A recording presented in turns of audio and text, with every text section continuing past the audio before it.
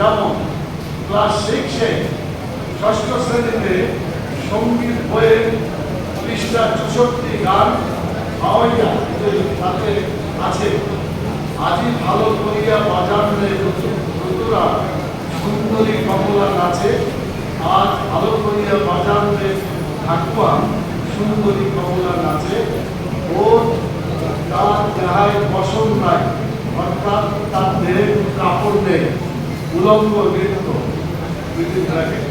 সপ্তম শ্রেণীর গানের বই লেখা আছে, নাচন দেখি বালা নাচন দেখি, নাচন নয়নে নয়নে বেরিয়া গেলে স্মরণের রক্ত লাগে গানে।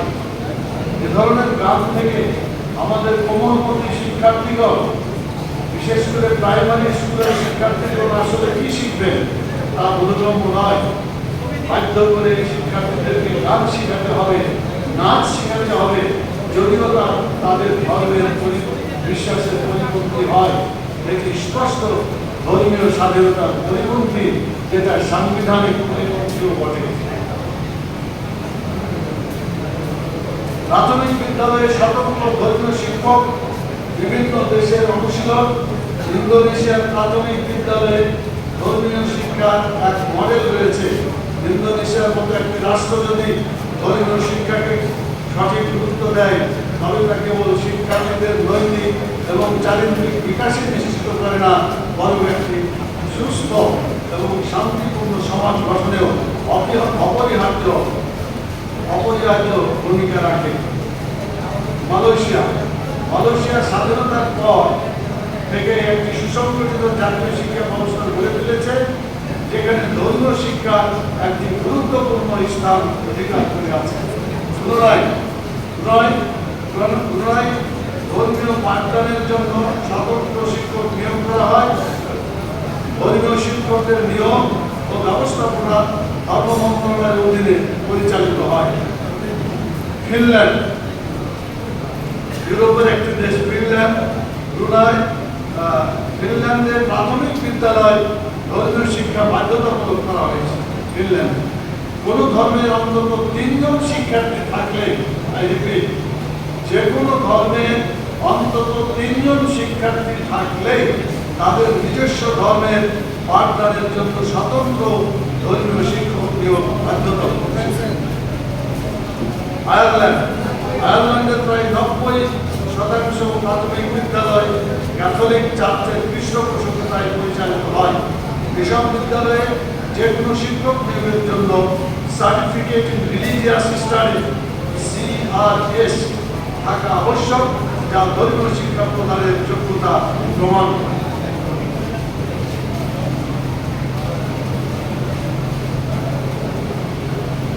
সম্মানিত শ্রোতা মণ্ডলী এবং সাংবাদিক বন্ধুগণ, আজ আমরা দেখতে পাচ্ছি আমাদের সমাজে দুর্নীতি, অন্যায়, অবিচার, মাদক, নৈতিক অবক্ষয় দিন দিন বেড়েই চলেছে।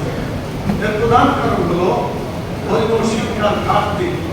যদি প্রতিটি শিক্ষা প্রতিষ্ঠানে সর্বপ্রথম একজন ধর্মীয় শিক্ষক থাকতেন, যিনি শিক্ষার্থীদের ঈমান, আকীদা এবং নৈতিকতা শিক্ষা দিতেন, আল্লাহর ভয় এবং আখিরাতের জবাবদিহি শিক্ষা দিতেন, তবে তারা সৎ, আল্লাহভীরু এবং চরিত্রবান মানুষ হিসেবে গড়ে উঠতে পারতেন।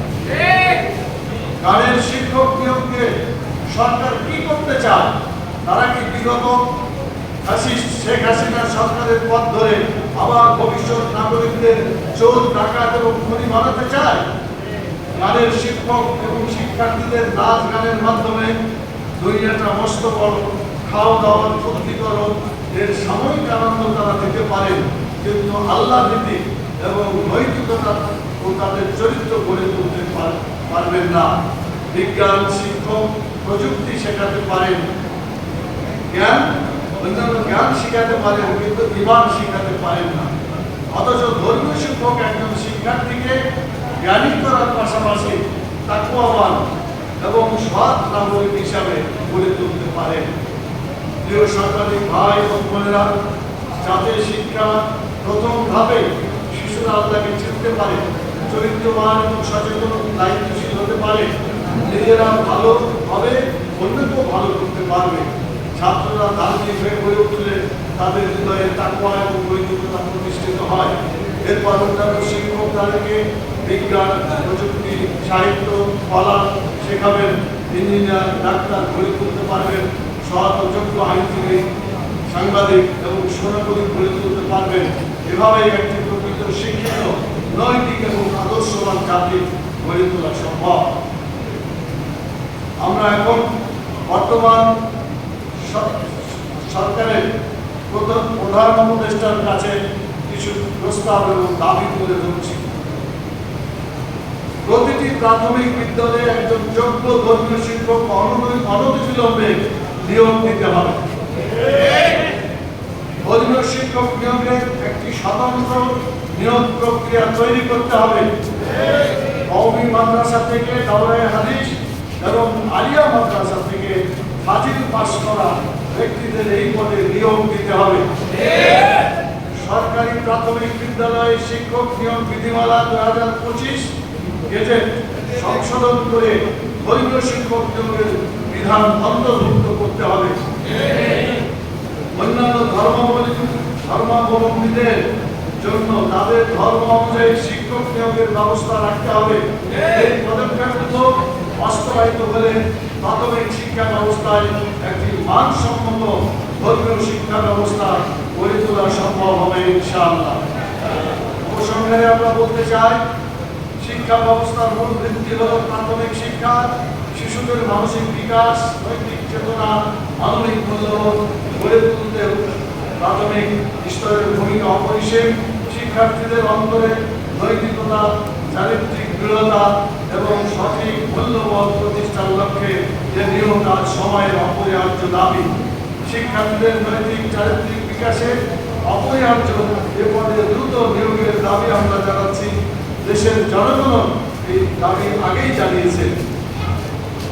শিক্ষার্থীদের নৈতিক চারিত্রিক বিকাশে অপরিহার্য এই পদে দ্রুত নিয়োগের আমরা দাবি জানাচ্ছি।